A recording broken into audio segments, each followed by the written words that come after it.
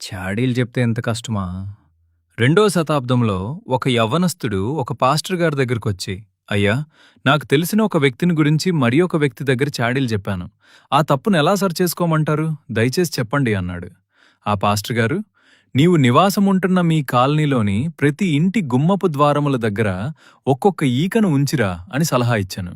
ఆ యవ్వనుడు అలాగే చేసి వచ్చాడు. మరలా పాస్టర్ గారు, ఎక్కడెక్కడైతే ఈకలను ఉంచినావో వాటినన్నింటినీ తిరిగి ప్రోగు చేసుకురా అన్నాడు. అందుకా యవ్వనుడు, అది చాలా కష్టతరమైన పని, ఎందుకంటే ఆ ఈకలన్నీ ఎప్పుడో గాలిలోకి ఎగిరిపోయి ఉంటాయని దీనంగా జవాబిచ్చాడు ఆ యవ్వనుడు. నీ నోట్లో నుండి బయటికి వెళ్లిన చాడీలు కూడా ఆ ఈకల్లాంటివే.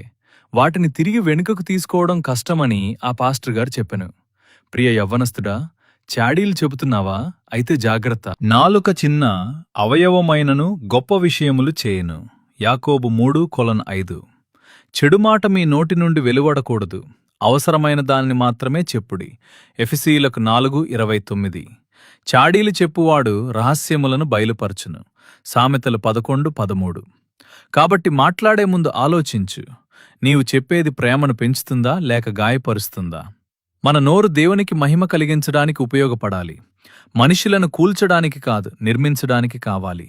ప్రభువా, నా నోటిని కాపాడుము, నా మాటలు నీకు ఇష్టమైనవిగా ఉండునుగాక. కీర్తనలు 141:3. చాడీలు చెబుతున్నావా? అయితే జాగ్రత్త. ఒక్క మాట జీవితం మార్చగలదు, మంచి దిశలోగాని చెడు దిశలోగాని. ఈ వీడియో మీకు ఆశీర్వాదంగా అనిపిస్తే లైక్ చేయండి, షేర్ చేయండి. మరిన్ని ఆత్మీయ సందేశాల కోసం సబ్స్క్రైబ్ చేయండి. దేవుడు మిమ్మల్ని సమృద్ధిగా